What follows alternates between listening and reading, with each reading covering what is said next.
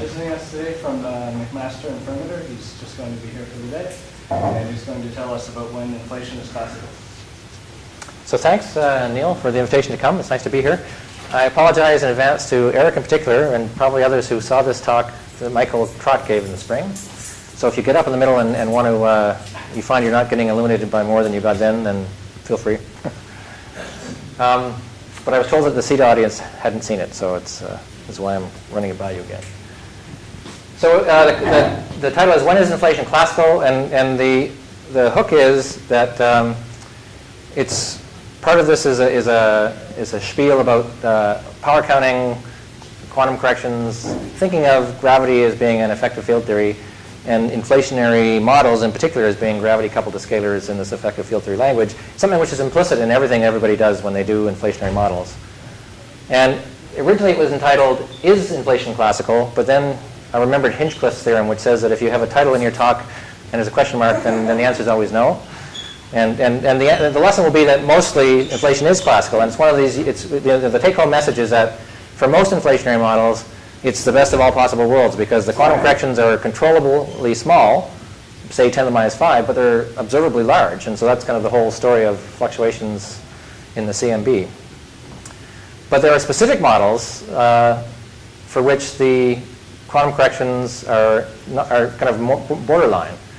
And so those models, I would say, are suspect. People that doesn't mean they're wrong, but the burden of if you're inferring the existence of inflation using a classical argument, and you're on the edge of the domain of validity of classical calculations, then the burden is on you to do a better job and show that these other non-classical effects are subdominant, and your model really is inflating the way you want it to. So that's not to say these models don't inflate, but there's I think a step that needs to be done.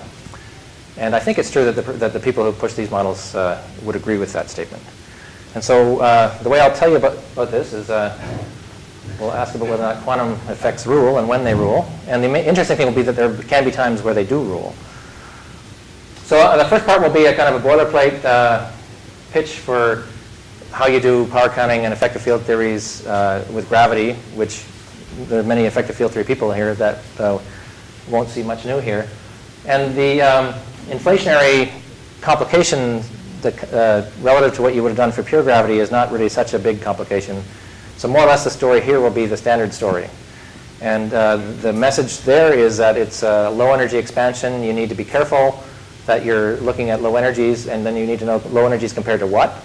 And so there'll be an issue as to what's the scale that controls all your corrections. And that's addressed by power counting. So that I'll tell you kind of what happens when you power count these models. And because it's dimensional analysis, the power counting could be done equally well in curved space environments as flat space, although the language in which I'm going to give it to you is going to look flat space-ish. Then I'll cut to the inflationary models, and I'll just choose two examples which are actually very nice ideas. And so the one I'll talk mostly about is Higgs inflation, where the idea is can the Higgs that you have in the standard model anyway be your source of inflation? And that was something which was raised as a prospect, a million years ago when I was a graduate student, and rejected almost immediately afterwards. But it kind of had an interesting revival in the last few years because of an interesting observation that you can complicate the model a little bit and get around the previous problems. And the second kind of models are ones involving higher curvatures, which I won't say much about because it's more or less the same story as the first one. And then I'll give you the conclusions, and then you throw money, and we're all happy, and that's the end of the day.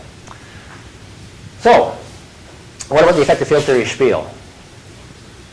So, a lot of things are said about quantum gravity, particularly where I come from. And it's easy to forget that general relativity is a precision science, that you can test it, and people do test it, in the lab, in the solar system, and in binary pulsars. And the agreement is not orders of magnitude agreement. It's accurate agreement. And you're typically testing the classical, when you can test it, you're comparing a classical calculation based on Einstein's equations, typically in a weak field limit, where the fluctuation here is being compared to the Planck scale, which is again related to square root of 8 pi g.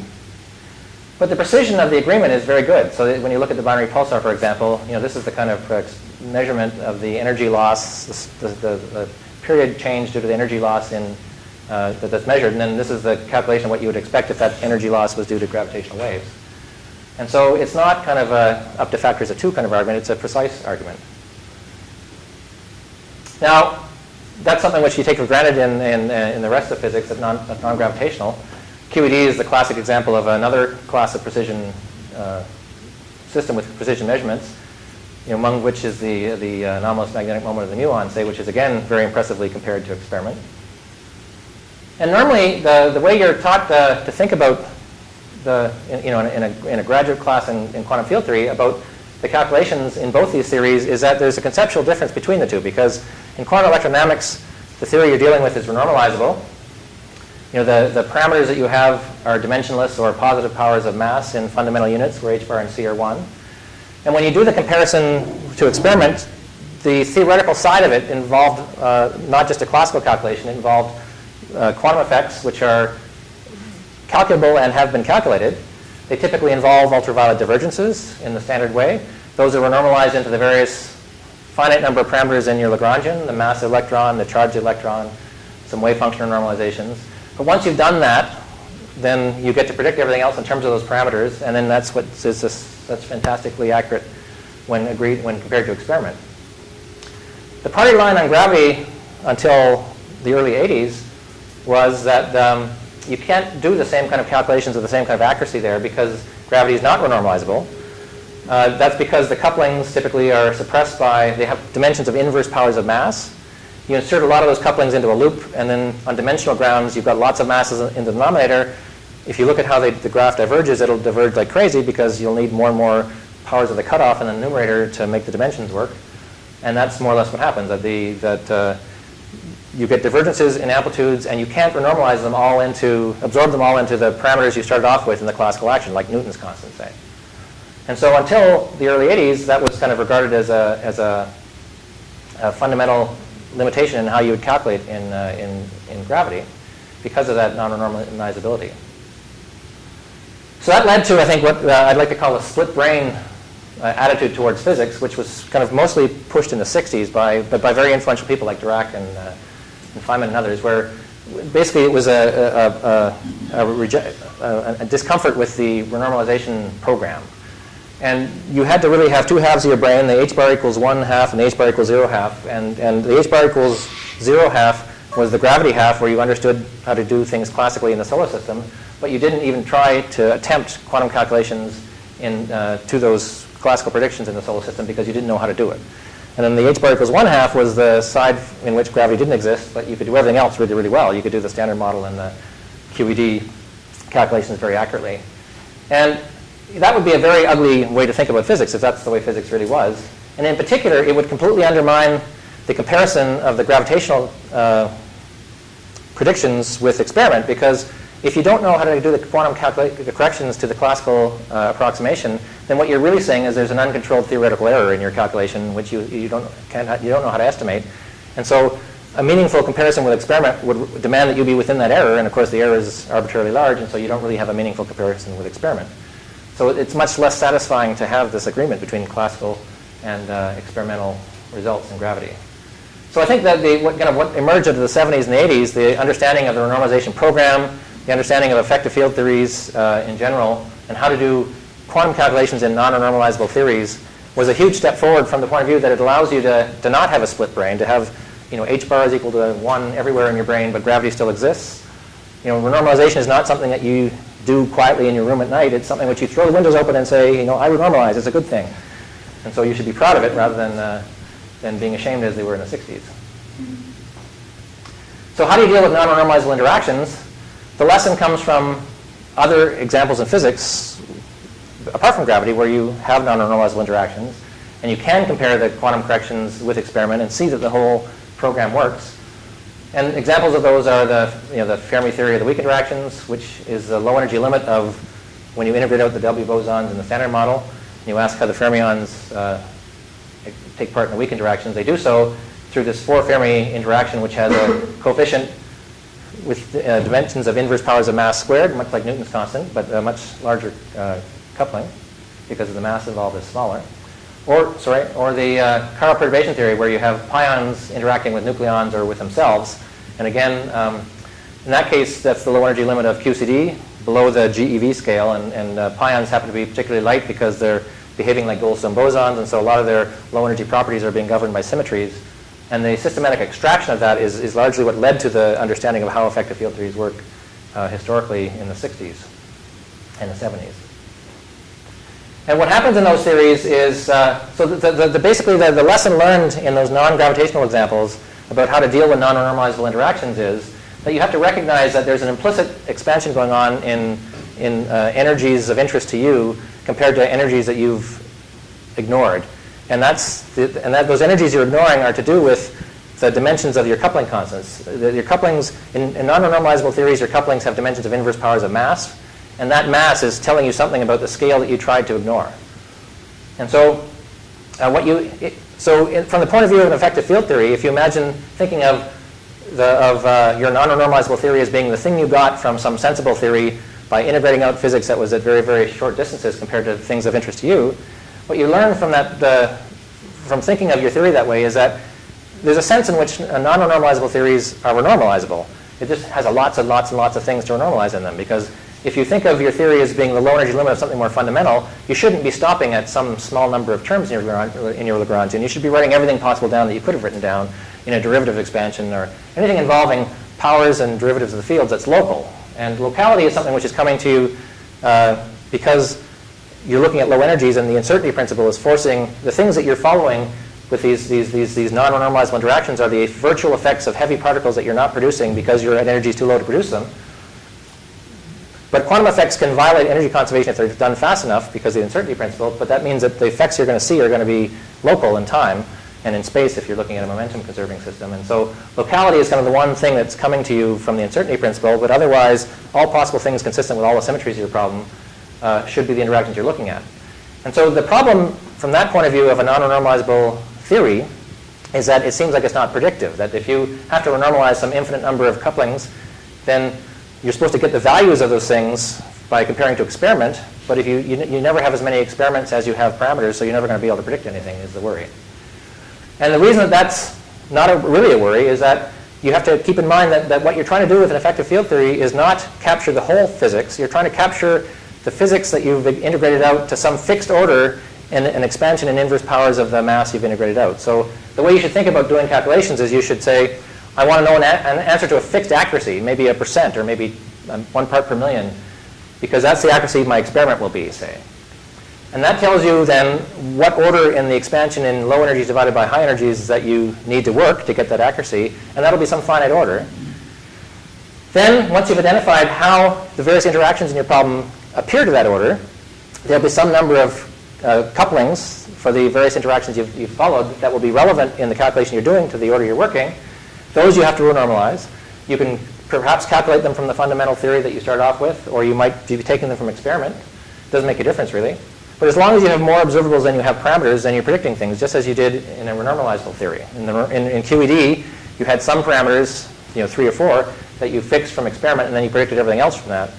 And the spirit for a non-renormalizable theory is the same. It's just that the implicit in the whole parameterization is an expansion in inverse powers of the heavy mass compared to the energies that you're interested in. And that's what's giving you a finite number of things to compare to. And so the next few slides, that was kind of a long-winded pitch for what I think that most of you believe anyway. The next few slides will be taking you through that in a little bit more detail for kind of a garden variety effective field theory, and then repeating, I'll tell you the answer for gravity. And then there's a reality check that you can kind of say, is this telling you what you think should be right? And it will. And then I'll move to the inflationary example. So the key thing, the way I'm telling you the story, is that somebody hands you a non-renormalizable theory. You're supposed to write down all possible interactions, including the ones that were not written down possibly when someone handed you the theory. And then what you want to know is which interactions appear in observables to what order in the small thing. And the small thing would typically be some ratio of low energies to high energies, or small distances to long distances. So let's take an example where, just to show you how things work, you have a collection of interactions which depend on some scalar fields, let's say. And I'm going to write this as being, it involves k derivatives of the scalar fields, and it has I powers of the field themselves. And I've normalized the field by this scale v, so that this is a dimensionless variable. And so all the burden of dimensions in this interaction are being carried by the derivatives. Now my Lagrangian has dimensions of mass to the fourth in 4 dimensions, and so I've got some explicit number up front which has dimensions of mass to the fourth, which I've written in this obscure way. And then the coefficients here all have dimensions of 1 over mass to the dimension of this operator to make the Lagrangian have the right dimensions. And so since the derivatives are carrying all the burden of dimensions, then I'm dividing by some scale m to the appropriate dimension, which is counting the number of derivatives. And there's some dimensionless coefficients here which I'm not going to follow. And I'm going to suppose that they're order 1 and not worry about them too much. And what I want to know is if I take this effective field theory and calculate some process, doesn't make a difference what process it is, and follow the energy of the process divided by these scales f, m, and v, which I'm going to think of as coming from there are some large scale to do with something I've integrated out.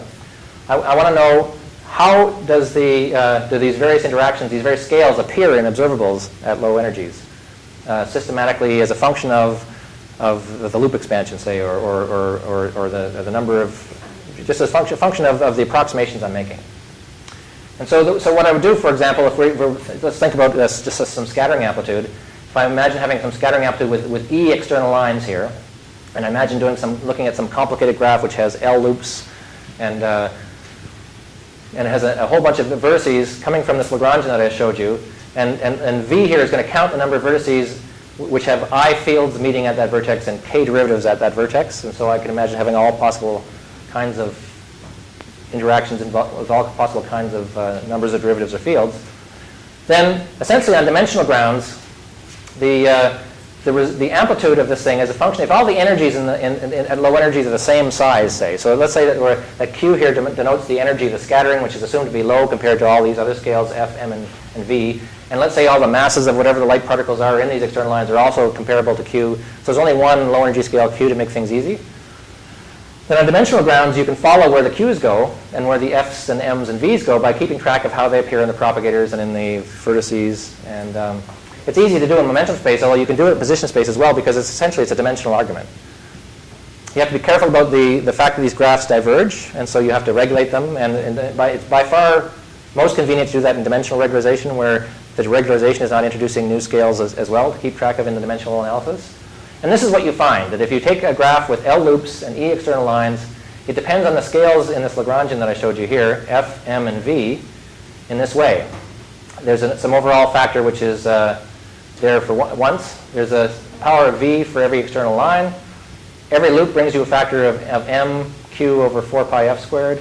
And then there's a product involving the number of vertices, number of interactions involving more than 2 derivatives. Remember, K is counting the number of derivatives in a vertex, and there's always the example I showed you, a subtlety of the example I'm showing you is that I'm assuming that for this formula I'm giving that there's no analog of a scalar potential which has no derivatives.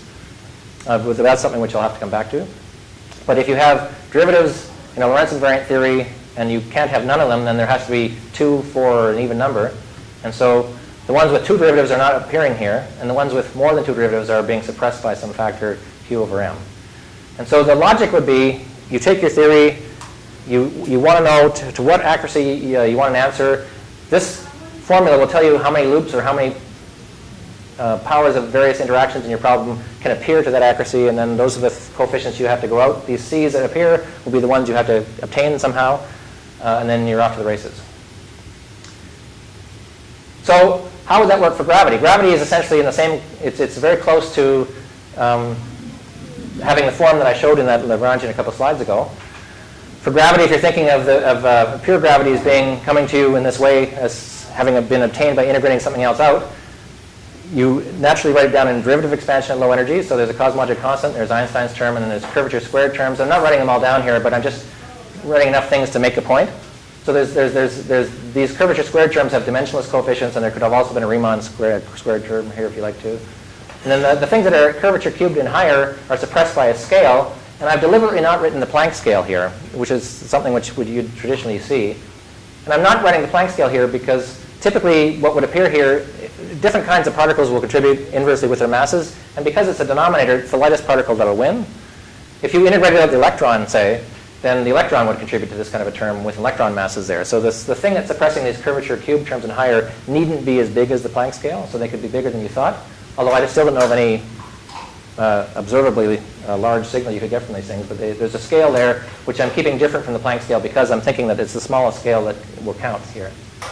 So the analogs of the scales F, M, and V here would be this little m and this m Planck, and lambda, which I'm going to imagine is really kind of comparable to these other ones to start off with. I'm going to imagine it to be small compared to m Planck, but it's a small scale compared to the other ones. All right, so now I apply the exercise I told you, and this is what comes out. If I take a graph of graviton scattering with E external lines and L loops and the insertion of vertices, V vertices with I gravitons coming together at the vertex and K derivatives, this is what suppresses it. And you see that the interactions involving 4 derivatives are higher, more than 4 derivatives. This product is over the things that involve more than 2 derivatives. So the K equals 2 is not allowed here. So things like K equals 6 and so on will be appearing here. And so these 1 over small masses are appearing only when I use a vertex coming from the curvature cubed and higher, is what that's saying. There's factors of Q over M Planck for every loop and for vertices, for instance, coming from the curvature squared interactions and so on. So it's very much like the formula I showed you in the generic case. And so you can ask, if I look at the graviton scattering, what's the dominant contribution? And so the answer from this is clear. The way you minimize the contribution is you make L 0, and then you don't keep any interactions which have K bigger than 2, because those are giving you further suppressions. So that says you're supposed to do any tree graph, L equals 0, involving only the interactions with 2 derivatives, which is to say you're supposed to use classical general relativity. That's probably what you thought what the answer was, and that's right. This shows you why classical general relativity is a good approximation at low energies. And it also shows you why, in general, for a relativistic system, the whole nonlinear 2-derivative thing is important, and the Newtonian thing isn't dominating. But what's powerful about effective field theories is when they go past the leading approximation. And so in this case, this shows you what the next to leading contribution is, and that is either the same interactions as before, the ones coming from the Einstein action, but taken to 1 loop order, or you can work at tree level. That would make this non-zero, and so you're going to be suppressed by Q squared over M Planck squared from that. Or you could take L equals 0 and take the Q over M hit over on this side, and that would correspond to working at tree level, but keeping it precisely 1 vertex coming from these curvature of the 4th interactions. That would be the subdominant piece. And that's the right answer. And people have used this. I probably have hidden the slide here, but if you calculate, for instance, the force between 2 particles, there's a calculable quantum correction which goes like 1 over r cubed, that is a deviation from the Newton law, which is proportional to gh bar over r cubed. And so it's clearly a quantum thing. It's ultraviolet finite because the only thing that can appear to that order, the 1 loop order, is as a counter term is something which is a curvature squared term, and that's a contact interaction in position space. And so explicit calculations have been done now, and those are the things that were not done in the 80s, but have been done since, which verify this power counting. That it's what you thought. Classical approximation wins, but it tells you how big the corrections are, is the virtue of it. But is it seen? Is it experimented? No, they're negligibly small. I mean, that's actually, so one of the things I would say here is that the changes your picture about comparisons in the solar system, because it tells you that the quantum corrections in the solar system are 1 part in 10 to the 80 or something like that. So you should think of so now you actually know what the theoretical error was in the classical calculation, and it was extremely small. So now the success with the comparison with the experiment is great, because it's a triumph of quantum gravity at low energies. Now that's not to say that there's no interesting things to do in quantum gravity. I mean, all the things that are really interesting to the quantum gravitors are things like the Big Bang or black holes, and when curvatures are small. But what this is doing is it's telling you where the problems are and where they're not. So you don't have to pollute your understanding of things you think you understand, like the solar system, given that you have ignorance over in some other place where curvatures are large. But the program is sort of the standard power counting program, but Yeah. how do you know that a Planck level interaction doesn't invade because we don't have a good theory for it? How do you know it doesn't invade the classical? So there's the physics. I mean, from the theoretical point of view, we know it from from just what we observed. But I mean, do you know? I mean, because actually people have talked about this, as you know, with inflation and all of that. Right. Do you know that things going on at the Planck level is not having an impact on Yeah, what you're asking is how do you know, so this is based on decoupling, that physics that's high is dropping out of your answer at low energies, and you're asking how do you know the physics of the Planck scale decouples? Exactly. And I would say that you don't know until you actually know what that physics is. You don't know for sure. So there's two rejoinders I would make to the trans-Planckian people. One of them is that, so string theory provides a specific statement about what could be beyond at the Planck scale, and so you can ask in that theory, does it decouple? And it does. So if that's what's going, be shown. to the extent that you can calculate things, you can. But it's kind of circular because the way they typically calculate things is they use decoupling, so they work with an effective field theory typically. But there's no evidence that string theory doesn't decouple.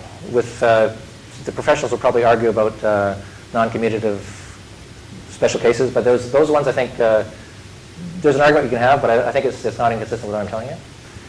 The second thing I'd say is that there's an observational thing, is that if the physics of Planck scale didn't decouple, the first thing, I know that Robert Brandenburg in particular sells this as being an opportunity for inflation. I would say it's a huge disaster for inflation because what you're really saying is there's an enormous theoretical error in everything you do. I know, and it's exactly what I was pointing to. The Brandenburger is pushing this case, and you take that to reductio ad absurdum, and it's going to invade what we see. Everywhere. Yeah, Right. And the burden is then to understand why you understand anything. Yes, yes. So that'd be the way I'd approach it.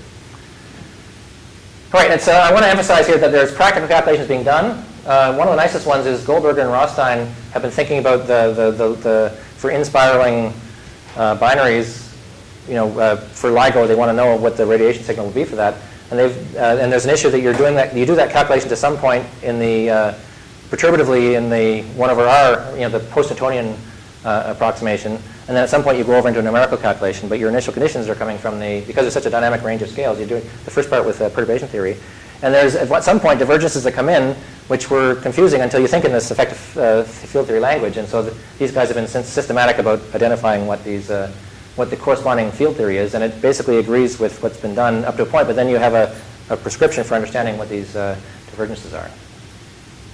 And the example I'm going to look at now, the virtue of power counting is that it's systematic. So the scale I'm going to point to as being problems for some of these inflationary models had not been recognized by the practitioners, although they were looking for scales. And it was just an accident that the generic situation is the dominant contribution there's a dangerous dominant contribution which they just happened to miss because they were doing things case by case. Whereas the power counting is systematic and you can't miss it. If you look for the biggest contribution, you will see what the dangerous thing is. And that's kind of how we found it. So what happens with inflation is that things get complicated a little bit because you're typically, the inflation for me is going to mean scalar fields being added at the two derivative level. And so the two derivatives part is not really so different from the general relativity part, but the scalar potential is always a pain because it's the things involving derivative expansions look like they're singular because there's no derivatives in these interactions. But if you're careful, then what you find is that there can be problems coming from the scalar potential, but the problems are ones that you know about already. So the kinds of things that are dangerous from a scalar potential are the super renormalizable interactions, things like cubic terms that are cubic in scalars with a big mass as a coefficient on dimensional grounds. If that mass is large, order 1, or Planck scale, or whatever your scale was you integrated out, then that's the kind of thing that will make these scalar fields not want to be light. And so the normal naturalness issues that you have in particle physics, you also have here. Quantum corrections, if you're not careful about what your scalar potential is in that these scalar fields are light, then generically you'll find that the quantum corrections will come back and bite you even if you thought at the classical level these things were light. Now in inflation, you're going beyond just changing this field content. You're also designing the scalar potential to be particularly flat in some region if you're using slow roll inflation anyway, which is what I'm going to be assuming. And so you have the additional burden of asking whether or not, even if you systematically have things that are light, they could still be light and not slowly roll. And because you've designed in a particularly weak coupling in some direction in the scalar field space, you have to be careful that you don't ruin that with these corrections, which will generically be what happens. So the details are being changed, but the moral of the story is not different from what I just told you, so I'm not going to show it to you again because it's just a little bit less edifying. There's more terms in that power counting expression. The main things to worry about are the things that people tend to worry about anyway, the naturalness issues, that you have to ask why your scalars are light if you have scalars, and you have to ask why the inflationary directions stay flat. What's nice is that this is the one place where the quantum effects, although they're small generically, so and the bottom line is also that the loop corrections are being controlled by your low energy scale squared divided by the Planck scale squared, typically. And so if you're working well below the Planck scale, then you're typically going to have those under control generically. And so it's going to usually be true that the quantum effects are under control. And so the classical approximation is good, and it's a good thing people use it. But the nice thing is that quantum effects are not negligible. They can be observable. They're of order of h over m Planck squared, typically. And those are the things that you actually look for in the primordial fluctuations. And so what's really unique about inflation is that this is the one place where these quantum effects are actually potentially making a difference observationally. So that's something which you all, well, I think, were prepared to buy anyway. So what about the inflationary models? So I'm going to focus on a Higgs inflation. There's a sense in which the higher curvature models, the Starobinsky models, are another example of Higgs inflation in the way I can tell you about if someone asks, that you can rewrite them as a scalar field coupled to a curvature. So the Higgs inflation will cover a lot of the Starobinsky case too. So the idea is an old idea and that was that, so you're looking for a scalar field for inflation, you're looking for a scalar field to break the electroweak symmetries, maybe they're the same scalar field. Can you make that work? That would certainly be economical.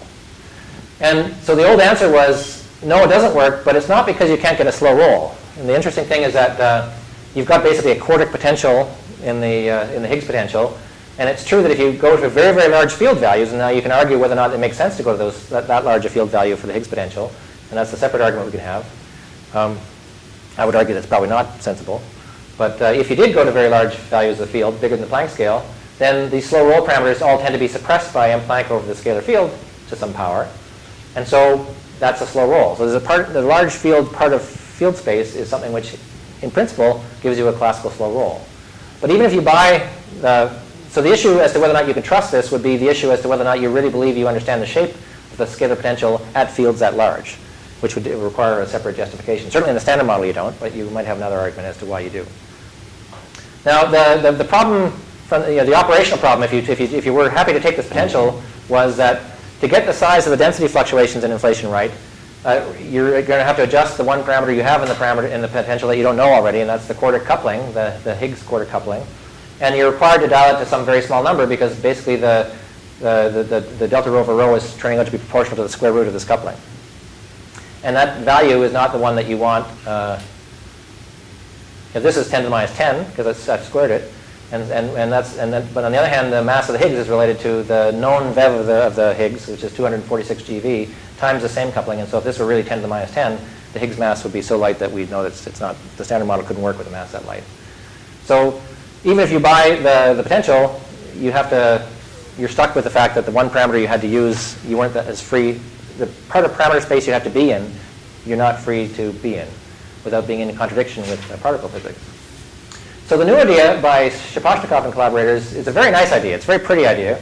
They say, well, that's true, but let's suppose that the one thing we didn't write down, which is the standard model is the most general thing you can write down, which is dimension 4 or less. That's kind of what's beautiful about it. It's the only renormalizable thing that you can write down with the particle content that you know. If you're supposed to supplement that with gravity and a potentially cosmologic constant, because at the low energy limit we can do that as a quantum field theory too. So that would be really what I should call the standard model, is general relativity plus the standard model. And the only thing you haven't written down at the dimension 4 level, besides curvature squared terms, but which involves the standard model particles, is a curvature times the Higgs squared kind of a coupling, which they say, well, let's just add that one thing we haven't added, and now we've got everything possible to order dimension 4, where the curvature is mass squared and the scalar field is mass, with some coefficient c. And now let's re-ask the inflation question, because now we have another parameter which has got nothing to do with particle physics, and maybe that's the parameter we can use to make inflation work. Can I just ask a silly, if you go to the, R is the gravitonic kinetic, it's h box h, right? And that and other things, yeah.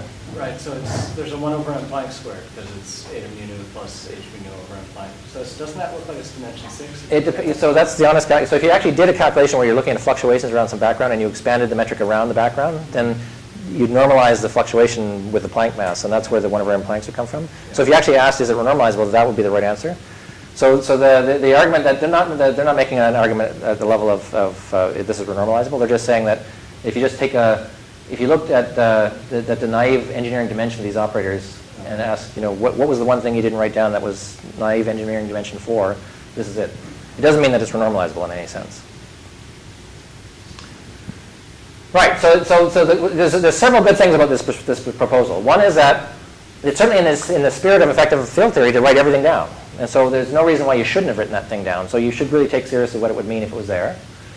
You have this new parameter, which you can hope to solve the problem for delta rho over rho without ruining the prediction for the Higgs mass. But then everything else you get to predict. So the things like the NS, the scalar spectral index, would be predictable in terms of things that you're measuring in particle physics, which would be great. And so that's the plan. And the other good news is that the potential energy you get when you add this term does have, again, a nice flat direction for, it's flatter than the previous one was without this new term, for large field values, for reasons that people explored including Dick, back in the early 90s, I guess it was. No, actually. The late 80s? This is 80s. Yeah. So 87 is when we did this. We always thought it was really neat. And it was surprising that, well, the usual things, we threw too much into that paper. Yeah. I can remember these papers coming out and remember thinking, there's something here. And so the upshot, for those of you who are not as old as we are, is that when the thing is you added a term which is phi squared r to the Einstein term. So now you're no longer in the Einstein frame. You need to go to the Einstein frame, rescale that coefficient into the metric to get the standard Einstein action. And when you do that, the scalar potential gets a factor of this thing that was in front of the Einstein, the curvature term, where omega is this combination, is this what was appearing here with the Planck mass pulled out, 1 plus c phi squared over m Planck squared. And so that has, so now if you look at this for large values of the field, the potential energy is going like phi to the fourth, and this omega is going like phi squared. So for large phi, the phi's are the same power of phi in numerator and denominator, so that's going off to a constant for large values of phi. And that was the Starobinsky observation, is that, so you've got a flat region to live with. You've presumably done a better job of dealing with what's going on for large field values because you haven't kind of left off things that were in your Lagrangian. And now you can kind of ask more systematically, are higher curvature terms small compared to the ones I kept? And you can ask, can I choose a value for C which will make the density fluctuations work? Now you can kind of read off what the Hubble scale is going to be during inflation, because if you take phi to be large, so you've got you're dominated by this term and you're dominated by this term in the denominator, then you're going to get a factor of C squared in the denominator. Did I get that wrong? Yeah, no, C squared in the denominator. And you're going to get m Plancks making the dimensions up, and you'll get a factor of lambda overall. So once I divide by m Planck squared and take the square root to get the Hubble scale, I'm going to get the square root of that coupling, and I'll get one factor of C because I had two factors of C in the potential. So that's the Hubble scale you're being led to in this inflationary period. It's high, but it's not at the Planck scale. And the way you can make it, you can dial it down from the Planck scale, and the value of the potential is going to be relevant for the size of the fluctuations. The way you'll dial it down is you'll make C large, not small. So it's a dimensionless coupling, which you're going to want to be large to make things work. When you said that phi was large, how large was it? It was large enough to make this thing dominate, which means that it's large compared to m over the scale m Planck divided by the square root of psi. So because psi is large, this is a scale which is small compared to the Planck scale, is the observation. So how small? Oh, there's one more step I'm going to come back to, so I want to say it. So I've rescaled the Einstein term, but you have to also, when you rescale the metric to make the Einstein term right, you tend to screw up the kinetic term for the scalar, so you have to then rescale the scalar to make it canonically normalized. And that way you can then plug into standard inflationary results. And this is the change of variables you need to do for that. So the new variable chi is defined in terms of the old variable by this formula again, involves powers of phi. And for large values of phi, this whole thing goes like, you can kind of see, for large values of phi, omega goes like phi squared, omega squared goes like phi to the fourth. And so this is going like phi squared, and so this whole bracket goes like 1 over phi squared. You take the square root, it goes like 1 over phi. So when you integrate this thing, you're going to get something like an exponential of, chi will be a log of phi, and so phi will be an exponential of chi. And that's what it turns out to be in the large phi limit. And so if you plug that back into the potential energy we had, then you see that what's happening is you've got a constant, and then the deviation from the constant is all exponentially small in this canonical variable. And that's a sweet potential from the point of view of inflation. If you that's the kind of inflation that you die for if you can make it in some sort of an honest-to-God model under a controlled situation. So that was an observation. You get this nice potential. It's a large phi, but now the value of the potential during inflation is controlled by this new parameter, and I can now get the fluctuations right by choosing C large enough. And what you have to do is choose C to be about 10 to the 4. And then everything would work, classically. So that's the picture. It's actually a very attractive picture, and it would be very predictive. It's doing what you'd like to do. It's tying particle physics to cosmology in a predictable way, so you can certainly falsify it. Now, from the title of the talk, you know that I want to ask, is there a problem with, so the thing that makes you worry is that you've got a large dimensionless coefficient. And in my power counting story before, all those dimensionless coefficients were taken to be order 1, because that's kind of generically what you get when you integrate things out. That are smaller if there's a perturbative regime. And so a large coupling, you want to know, is that dangerous? And so I want to go through and power count with this thing and ask, what's the main validity of the classical approximation? It's going to be a low energy approximation, but the question will be low energy compared to what? What's the scale that controls everything? So far, the scale that we've seen is m Planck divided by the square root of c, which is the scale that the fields have to be big compared to in order to have the potential be flat. And so that's a natural guess for what you have to be low energy compared to believe the classical approximation. I think that's implicitly what Starabinsky and his collaborators did. Now, the first thing that they checked, which is true, is that even though you've got a big coefficient c, if it was true that if you now look at the higher curvature terms, if you ask how big is the curvature squared term compared to the thing linear in curvature, what they checked was that if you had coefficients that were systematically of order c everywhere, you wouldn't have a problem.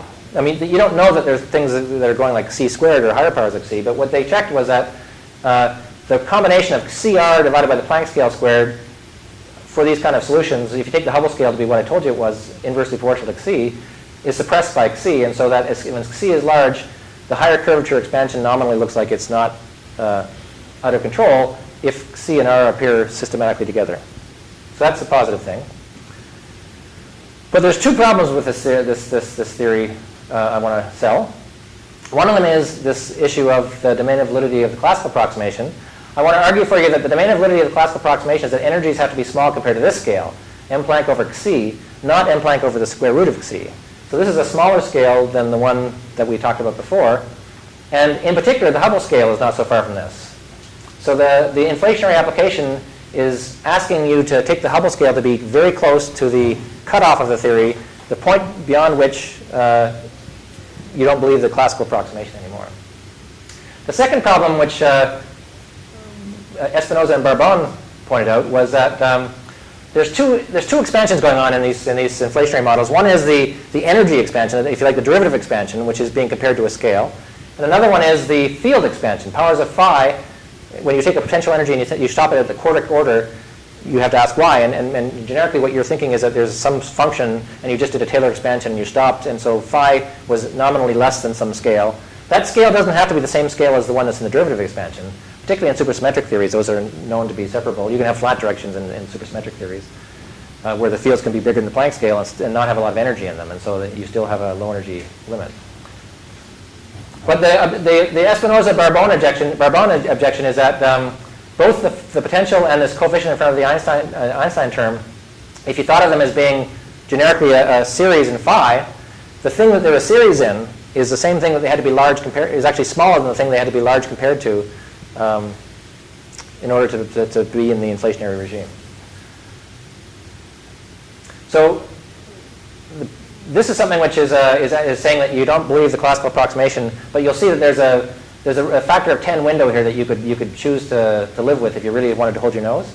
And I think the way that Jose would phrase it is that this is the killer one in the sense that even within the classical approximation, if you recognize that you are generating powers of phi beyond quartic order, so if you don't have a theory for why your potential is only quartic in phi, then you generically get things that are powers of your fields divided by this, again, this same scale lambda.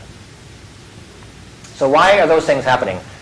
The unitarity one is the simplest thing is to just take a simple example, and you can kind of see where the problem, the semi-classical approximation point 1 is the simplest one to think of in a simple approximation. So it's sufficient to find one place where the theory breaks down at high energies to know that it broke down.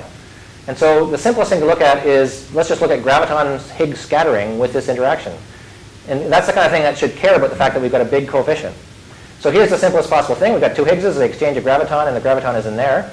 If I look at a linear fluctuation around of R, it starts off as being box H over m Planck, and that's the m Planck that you wanted to see. And so the coefficient here, basically, this is a dimension 5 interaction, and so the coefficient is the scale C over m Planck. This is the one I was telling you, this is 1 over lambda. The lambda I was saying is the scale that's going to be relevant for the validity of the perturbation theory. And so not surprisingly, it's not surprising that it is the scale, because if you look at this interaction, it's there. You probably said this, but I'm going to just get you to repeat it because I am going to cast Professor Holden here back to '87 and a little bit later when we were evaluating my good buddy Dave Salapak, and he brought up these issues of if we want to have a big xi, how can we control all of the higher order R terms? So what's the answer to that? Because we said, So I would say that as long as you're trying to apply your theory at scales smaller than the scale m Planck over xi, then you're okay. But you have to keep track of so you write everything down, but in the denominator everywhere, the scale that should go is lambda, not m Planck. So the thing that's controlling, the thing that's controlling. So you think you wouldn't have enhanced any sort of enhanced things with R squares or anything like that, that would potentially go up because they've got a much bigger suppression. Well, no, the enhancement's there, but the way that's coming into the way I'm telling you the answer is that nominally you would have said that if I didn't have psi, then the coefficient here is 1 over m Planck, and that would be saying that the m Planck is the thing you're always comparing energies to. But because of this enhancement by psi, what I'm saying is that the thing you're always comparing the energy to is actually lambda, which is suppressed by psi, and psi is big, so that's a lower scale. I know that because we call these variable Planck mass theories, and essentially it was in that Planck mass suppression, which that was another way of looking at it, right? So you're in this regime, but still, when the issue of how all sorts of quantum corrections would arise, we weren't really dealing with that. We could show that for sort of ordinary quantum corrections, it wasn't a big deal, but once you got into the weirdness of gravity and its self-interactions, that was an issue which was usually not addressed. I would say you guys were okay as long as you kept yourself below lambda, but you had to check that you're below lambda, and the problem these guys have is that they're not below lambda, and that's essentially what I would. But as I say, that Bob's point that large psi is going to bite you somewhere is biting you by making lambda smaller, and you have to be below lambda. So, but as long as you are below lambda, you're okay. So if you calculate the cross section for the scattering on dimensional grounds, it's this. It's there's two factors of the coupling constant, and then the dimension's already working. So what you would normally do is put in the powers of energy to make the dimensions work. The cross section has to be an energy 1 over an energy squared because it's the length squared, and so that's a constant basically. But what you know is that a unitary cross section has to fall at least like 1 over energy squared, and so you see that this has to be failing at some point where the energy, once the energy becomes comparable to m over c, then you're in trouble because you know that you're getting a nonsensical result. What's really happening is that your theory is unitary, but your calculation, one of your approximations failed. And the approximation that failed was the expansion in energy is divided by this scale m Planck over c. And so you explicitly can see that when you compare the calculation to the unitarity limit. Now you remember that the m Planck over c was not quite the Hubble scale. The Hubble scale also had a factor of the square root of the Higgs coupling in it. And so there's a wiggle room there. The Higgs coupling is smallish. You have to actually run it up to the high scale, so it's actually a little bit smaller than you normally are happy to have it be, or you would have thought it would be. And so the bottom line, though, is that your room between, you don't believe the classical calculation, the classical approximation is partly an adiabatic approximation, and so h has to be small compared to the scales you've removed, because that's implicit in, normally when you talk about effective field theories, you're not doing it for time-dependent backgrounds, but you can generalize it. And then the adiabatic approximation is part of the story in having a good control over your effective field theory. And so things that measure time derivatives like h have to be small compared to scales in your problem like lambda. And so apart from this factor of the square root of the coupling constant, this would have been poison to say that the Hubble scale was at your cutoff. It would mean that you don't have any control over the adiabatic approximation, and so you shouldn't be expecting that the classical approximation, the equations you're solving classically are not capturing the full physics that you think you're trying to capture. The lambda gives you a little bit of wiggle room, like a factor of 10 if you're lucky. And so you can take that as you like. Now the second problem, the one that the Spanish group was pointing out, comes back to the observation that what we should really have been doing is writing a potential energy which didn't stop at the quartic level, sorry, here. Oh, I forgot to write that. It's a phi to the fourth. So you should have really had a series in phi to the sixth, unless you had a theory as to why, for large phi, the potential was quartic. And in the absence of that, you should really be thinking this is maybe a Taylor expansion in powers of phi. And the same thing for the coefficient in front of r. And you see that's potentially dangerous because the potential in the Einstein frame was given by the ratio of this potential divided by this thing squared. And it was a nice feature that phi squared squared was the same as phi to the fourth. And that was why the potential was flat. But if you start taking random powers here, that will no longer be true, and the potential will start looking like some random power of phi. And so it's important that there be a regime where phi is large enough that you can believe, small enough that you can believe you can keep these two terms, but also large enough that you can believe that that these are dominating the one term, which is the Einstein term.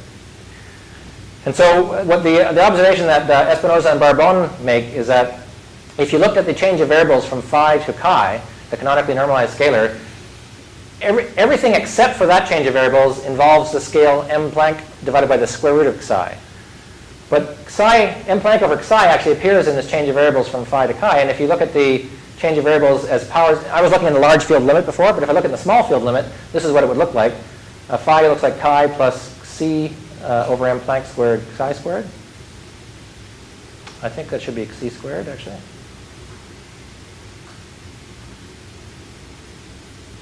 Yeah, there's a typo here. These should be c squareds. That's c squared, just to convince you that I'm not just lying to you. If you go back to the change of variables, is here. It's basically everything in omega depends only on c over m Planck squared. So it only sees the scale m Planck divided by the square root of c. But this term here has c squared divided by m Planck squared. So for large c, it wins. And so for small phi but large c, you're getting a c everywhere you go to an m Planck with no square roots. So that's what I meant to write in this expression here. There should have been a c squared to go with the m Planck squareds. And so you see that this correction, if I stick it into the phi to the fourth term that I know is there, would give me a phi to the sixth term, or chi to the sixth term, which is suppressed by the scale lambda, not the scale m Planck divided by the square root of c. And so their point would be then that the scale you're asking to be smaller than, when you do this Taylor expansion, is a scale which is smaller than the scale you have to be larger than to believe the inflationary calculation. Now the story for the Starobinsky model is very similar. If you did that starting in the Einstein frame, is it the same answer parametrically? Yeah, it doesn't make a difference what frame you do it in. You have to be careful that you do it right, but it's true that when you do it right, it's the same in both frames. The unitarity story, for instance, you might worry about that in the sense that if you go to the Einstein frame, you no longer have a phi squared r term, and then in the potential energy, all you have is m Planck over the square root of c. But in the kinetic term for the scalar field, you've got a c over m Planck, and so the unitarity, the dangerous graph from the point of view of unitarity is coming from those kinetic terms. But if you it's just field redefinition. So if you just chase through where the problem is, you move it around, but it's always there. So the story for the higher curvature Starobinsky case is similar. That they again find that this is like the first model of inflation. That provided you have this coefficient, dimensionless coefficient zeta is 10 to the 8th or so, then you can have you can find solutions which are de Sitter-like, where the scale of inflation is in the right place to give you the right scale of density perturbations. And so what you could do is you could sit down and look at graviton scattering with this coefficient and ask what's the scale at which unitarity starts to fail. It turns out to be the Planck scale divided by the square root of zeta. But a simpler way to do it is to just use a Hubbard-Stratonovich transformation, just uncomplete the square. You can rewrite this as being Einstein plus the scalar field squared times Einstein plus the scalar field to the fourth term, or squared term. When you integrate out the scalar field, you'll get this. And then you could translate it into essentially the problem I just described. And the role of c is played by, the zeta is being played by c squared everywhere. And so so this is just the m Planck over c that I was telling you about before.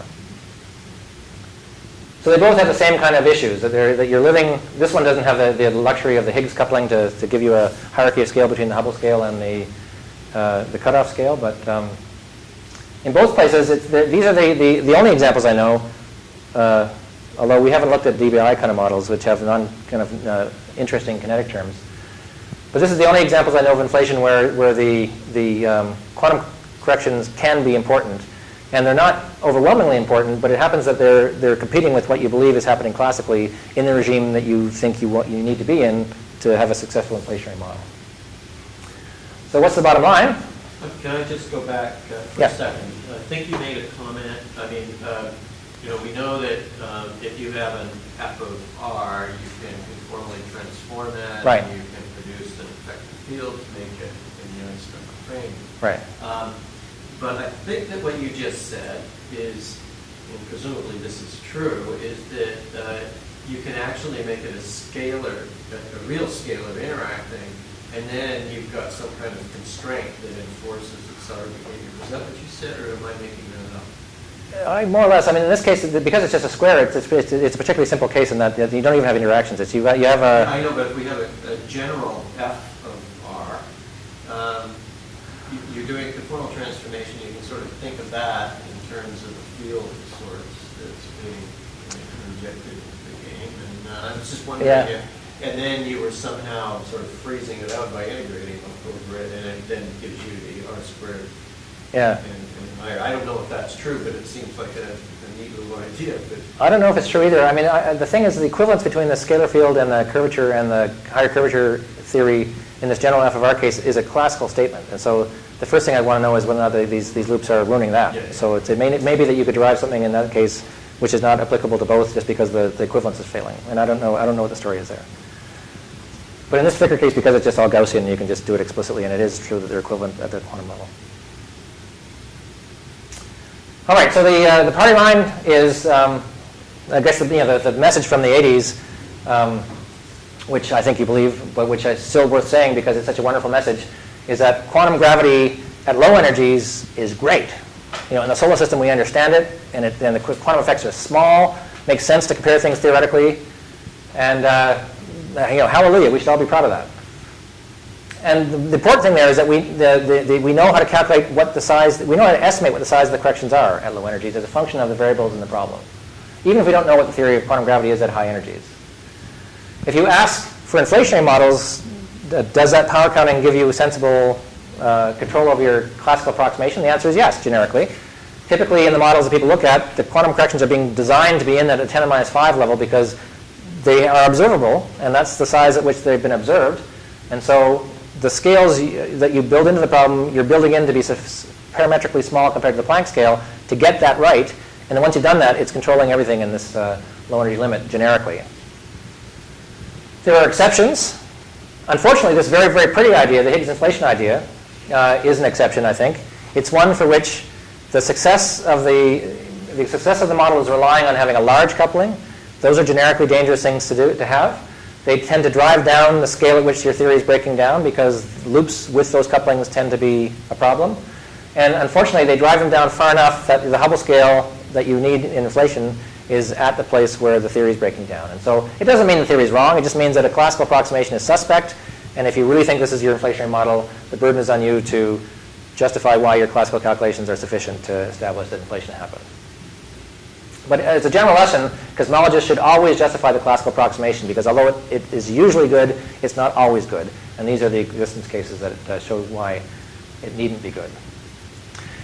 The second point that came out of the Higgs inflation model is that the large field models of cosmology in particular need to think about the functional form that's required. The basic assumption is being made that for large values of the field, possibly trans-Planckian values of the fields, the potential has a certain form. There's nothing intrinsically wrong with having, at low energies, a trans-Planckian value of the fields, as long as the energy associated with that field is low.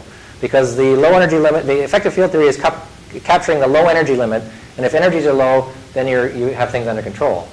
But the whole issue then is, do you believe that you understand the shape of your potential for large values of fields? And if you do, then you typically know what it is. And it's very rare, in examples that you do understand it, it's very rare that it is a power of the fields, but that's not to say that it's never a power of the fields. But it's something which there needs to be a theory as to why the potential has the shape it has in the domain in which it's being used, in particular large values of phi. So thank you for your time.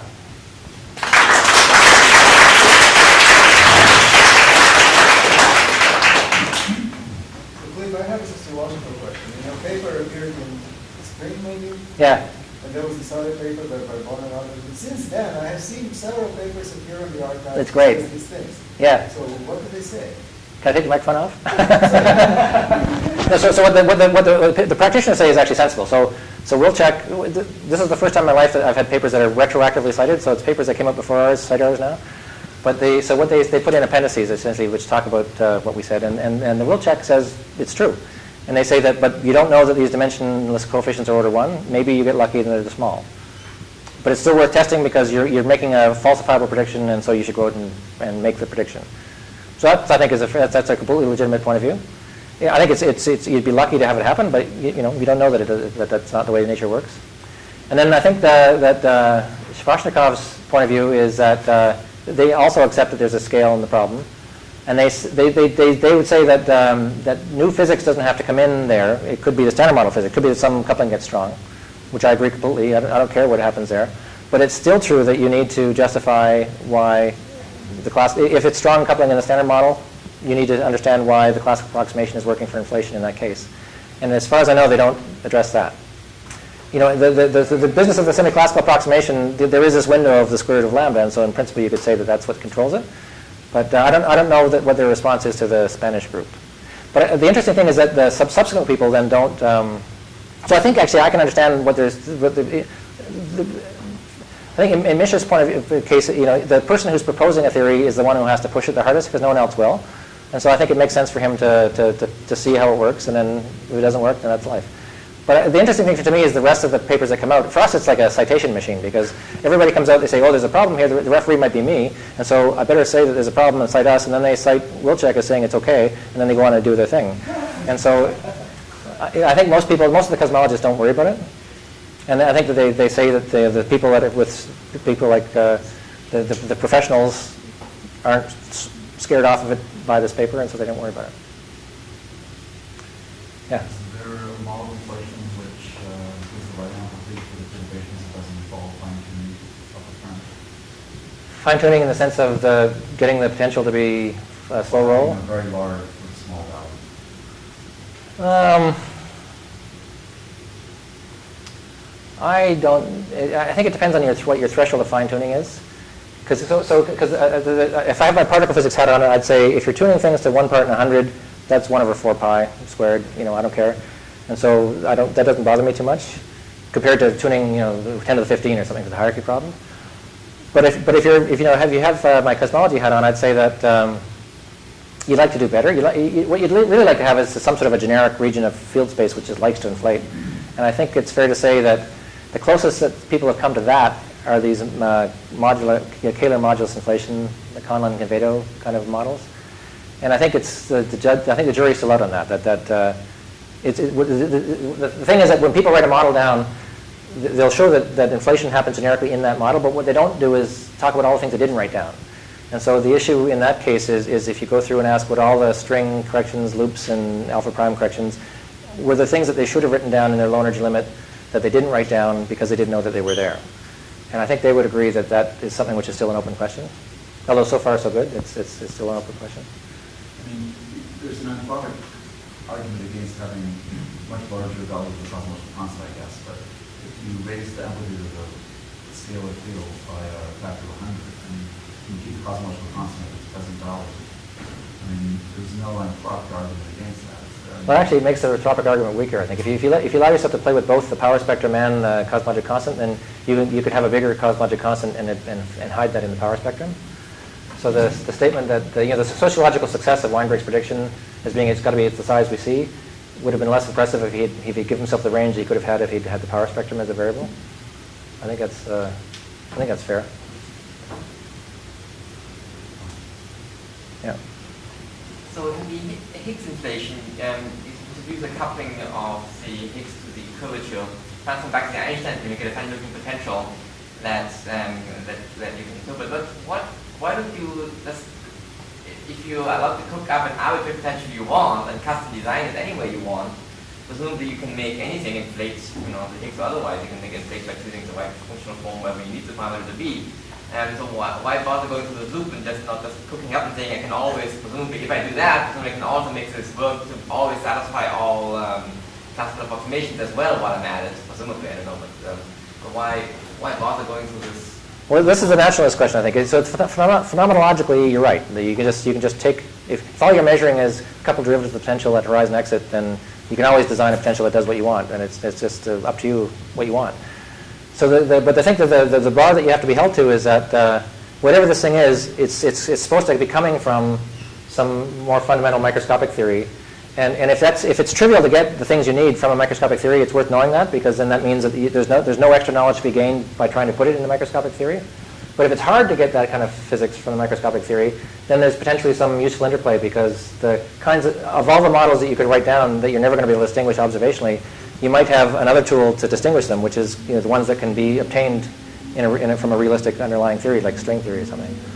And so I think the situation is that the naturality story, in essence, is that not just for inflation, but for dark energy, anything else, you can make lots of models for scalar fields, but essentially what you're always relying on for cosmology to make the models work phenomenologically is you're making these potentials very flat and the scalar is really light.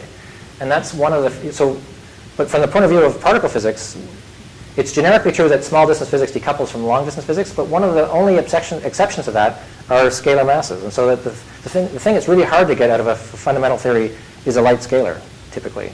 And so that's why there's a useful interplay between. So if you just don't care about embedding it into microphysics, then there is nothing to be gained. But I think that's one of the important clues in the problem. Particularly for dark energy, that's an important clue, but inflation also at some level.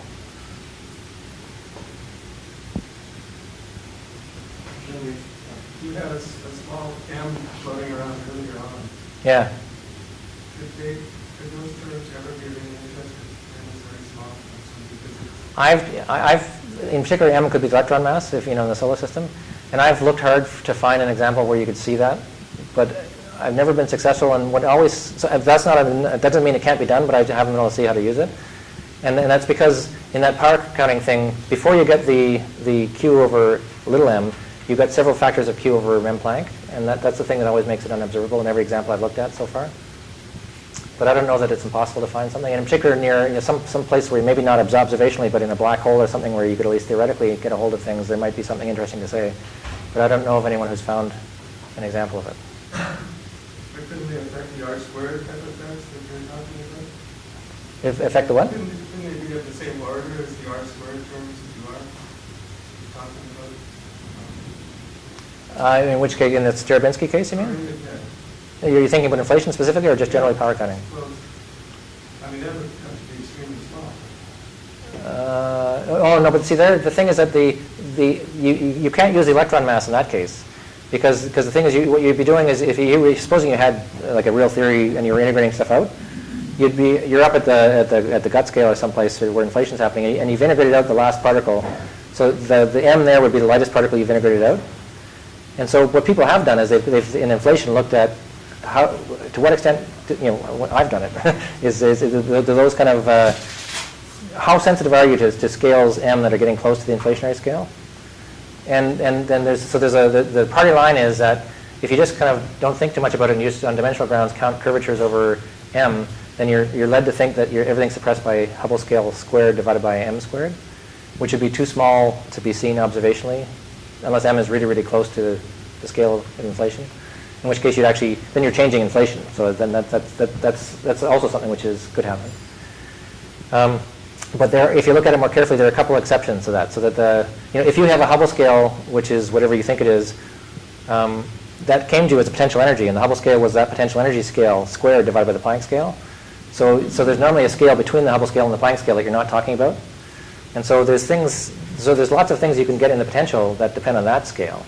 But they tend to be non-observable things in the sense that it's changing. If you knew a priori what the shape of the potential was originally, then you've changed it.